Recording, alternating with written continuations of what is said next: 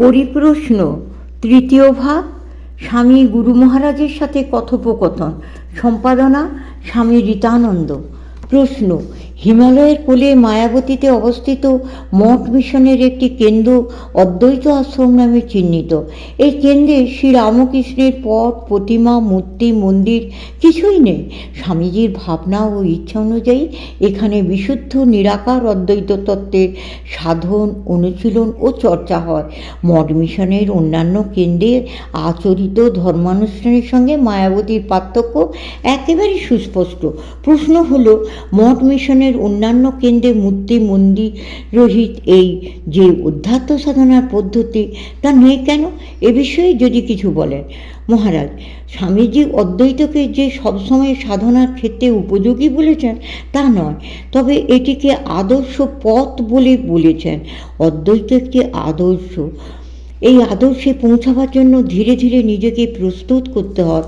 অদ্বৈত আশ্রম প্রতিষ্ঠা করার পেছনে স্বামীজির উদ্দেশ্য এই ছিল না যে এখানে সকলে অদ্বৈত সাধন অদ্বৈত সাধন করবে, সেটা স্বামীজি করতে বলেনও নি। স্বামীজি বলেছেন, এখানে যারা অদ্বৈতবাদের সাধনা করতে চায় তাদের জন্য একটি অনুকূল ক্ষেত্র হবে, প্রতিকূলতা সেখানে থাকবে না। এই জন্য ওখানে তিনি মূর্তি পূজাদি নিষিদ্ধ করেছেন। তার মানে এই নয় যে অদ্বৈত আশ্রমে যারা থাকেন তারা সবাই নিরাকারবাদী, তা নয়। তবে কেউ যদি নিরাকারবাদী হন, সেখানে তার প্রতিকূলতা কেউ করবে না। এই জন্যই ওই মঠটিকে, মায়াবতীর মঠটিকে তিনি এইভাবে গ্রহণ করেছেন, যাতে এখানে কোনো অদ্বৈতবাদীর সাধনার প্রতিকূলতা না হয়। আর অদ্বৈতবাদ, স্বামীজিও বলেছেন, ঠিক অদ্বৈতবাদ সাধন করা সাধারণের পক্ষে সম্ভব নয়। তবে সাধারণত যদি কেউ করতে চায়, তার অনুকূল জায়গা থাকা দরকার, সেখানে তার প্রতিকূলতা কেউ করবে না। মায়াবতীর আশ্রমটি সেই রকম একটি জায়গা। প্রশ্ন: মঠ মিশনের বার্ষিক প্রতিবেদন ও সংবাদপত্র থেকে একটা বিষয় ক্রমশ বোঝা যাচ্ছে যে গত কয়েক বছরে মঠ কেন্দ্র যতগুলি স্থাপিত হয়েছে, সেই তুলনায় মিশন কেন্দ্র প্রতিষ্ঠার সংখ্যা একেবারেই নগণ্য। কেন এমন হচ্ছে? মিশন কেন্দ্র ছাড়া রামকৃষ্ণ বিবেকানন্দের ভাবাদর্শ বাস্তবিত হবে কি করে? মহারাজ, দেখো, মঠ মিশন সম্পর্কে সাধারণের মধ্যে নানা রকম বিভ্রান্তি আছে। মঠ কেন্দ্র ও মিশন কেন্দ্রের মধ্যে কোনো মূল পার্থক্য নেই। কাজের পদ্ধতি নিয়ে মাত্র পার্থক্য, মূল পার্থক্য নেই। কারণ ঠাকুর, মা, স্বামীজির যে আদর্শ, সেই আদর্শ নিজেদের জীবনে রূপায়িত করবার জন্যই এই দুটি কেন্দ্র। মঠ বা মিশনের মাধ্যমে সেই আদর্শই প্রচার করা, সেই আদর্শ প্রসার করা। প্রধানত দেখতে গেলে মঠ মিশনের বৈশিষ্ট্য হচ্ছে এই যে মঠ হলো সেই স্থান যেখানকার আশ্রিতরা ঠাকুরকে জীবনের সর্বস্বরূপে গ্রহণ করেছে। ঈশ্বরীয় সাধন ভজন ও ধর্মাচরণ মঠ কেন্দ্রের কাজ।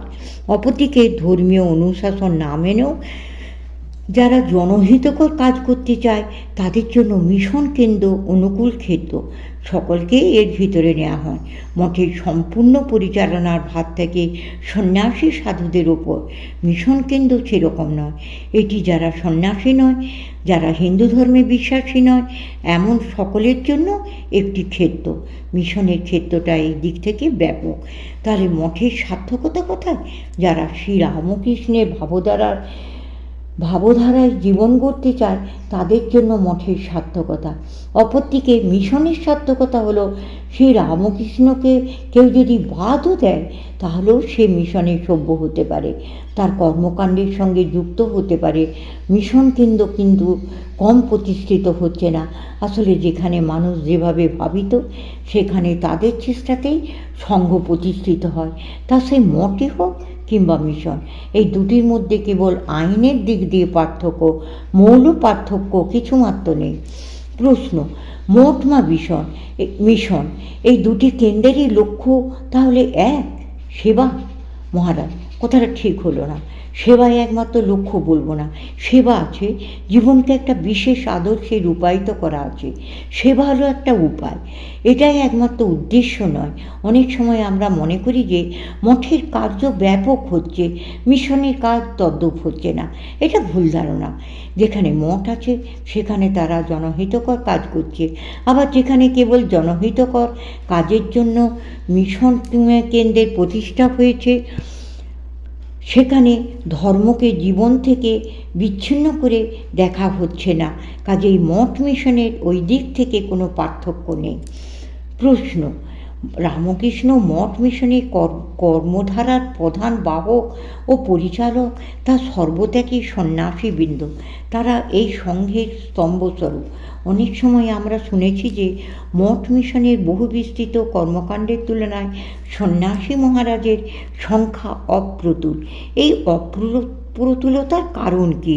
যুক্তিবাদী ও বিজ্ঞানমনস্ক যুবকরা কি আর উৎসাহিত হচ্ছেন না, না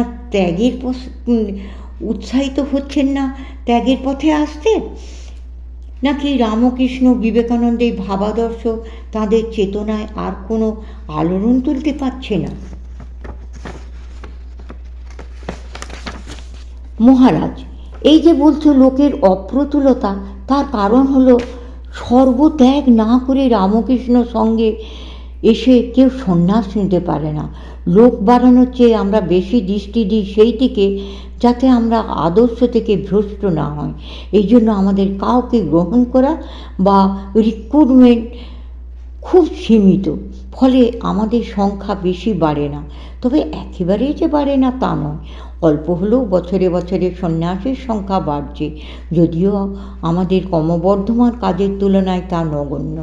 এদিকে আমাদের কাজের উপরে মানুষের আস্থা বাড়ছে, আবার যে উপায়েতে সেবা করব তার সম্পদও বাড়ছে।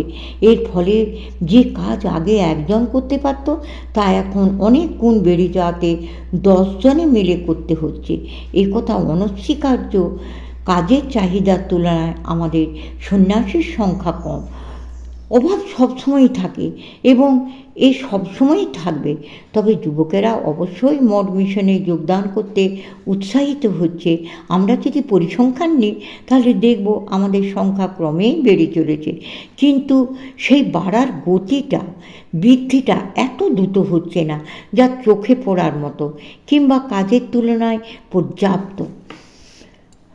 প্রশ্ন: ভারতের সর্ববৃহৎ অনাথ আশ্রম অর্থাৎ রহড়ায় অবস্থিত রামকৃষ্ণ মিশন বালকাশ্রম পরিচালনার কৃতিত্ব এই সংঘে। শ্রী রামকৃষ্ণ এখানে যথার্থই অনাথের নাথ। এত বড় একটি কাজ প্রায় নীরবে পালিত হচ্ছে। এখন প্রশ্ন হলো, এই কাজে দেশের মানুষ আপনাদের সহায়তা দিচ্ছেন কি? কীভাবে তারা দিচ্ছেন? মহারাজ, রহড়া আশ্রম সর্ববৃহৎ কিনা জানি না, তবে দেশের মানুষ অকুণ্ঠ সহায়তা দিয়েছে বলে এতগুলি অনাথ সেখানে আশ্রয় পেয়েছে, প্রতিপালিত হচ্ছে। মানুষের সহানুভূতি ছাড়া এ কাজ হতে পারে না। অবশ্য কাজের পরিসরের তুলনায় এই সহায়তা হয়তো যথেষ্ট নয়। এই 700 অনাথকে সেবা করলে কি দেশের অভাব মিটবে না। কাজে যে অভাব, তার তুলনায় আমরা অতি অল্পই করতে পারছি। আবার এই কাজে লোকের সহানুভূতি নেই এ কথা বলবো না, প্রচুর সহানুভূতি আছে। যে যেভাবে পাচ্ছেন সে সেভাবে সাহায্য করছেন। আগে আমরা যেখানে হয়তো 5টি ছেলেকে কিংবা 7টি ছেলেকে পালন করতাম, সে জায়গায় 700 ছেলেকে পালন করতে পারছি। কাজে এটা লোকের সহানুভূতির জন্যই হচ্ছে, অন্য কোনো কারণ নেই। তবে সেই সহানুভূতি সারা ভারতে ছড়িয়ে ছিটিয়ে থাকা শত সহস্র অনাথের অভাব মেটানোর পক্ষে যথেষ্ট নয়। কখনোই মনে করি না আমরা অভাব মেটাতে পেরেছি বা কখনো সম্পূর্ণভাবে পারবো, এ ভরসাও করি না। কিন্তু এই ভাবটা লোকে নিক, এই জিনিসটা সকলের ভিতরে একটা ভাব সৃষ্টি করুক, আলোড়ন সৃষ্টি করুক। এই বিষয়ে সক্রিয় সহযোগিতা দেওয়ার জন্য সকলে উদ্বোধিত হোক। রহড়া আশ্রম একটি মডেল ইনস্টিটিউট, এটিকে দেখে আরও অনেকে কাজ আরম্ভ করবে, এই আমাদের আশা। এরকম আশ্রম আরও গড়ে উঠুক।